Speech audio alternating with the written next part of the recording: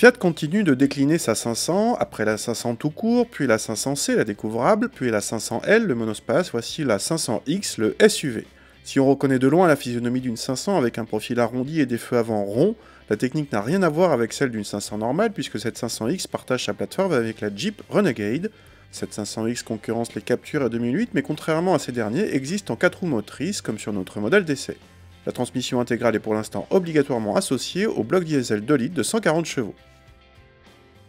A l'intérieur, on s'éloigne de l'esprit 500 au profit d'une présentation plus qualitative, plus flatteuse que celle d'un Captur ou d'un Juke.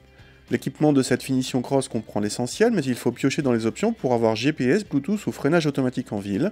La molette centrale permet de sélectionner le mode de conduite, dont un dédié au 4x4. A l'arrière, l'espace aux jambes est identique à celui d'un Captur, c'est-à-dire suffisant pour des adultes.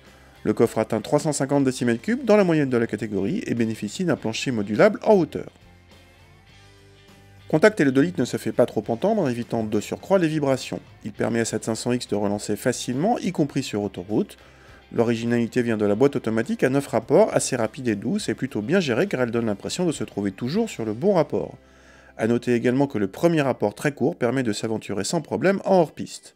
Côté châssis, cette 500X offre un compromis confort-comportement tout à fait satisfaisant et contrôle notamment assez bien son roulis. Cette 500 bodybuildée fait tourner les têtes et se trouve en plein dans le segment en vogue en ce moment, celui des petits SUV.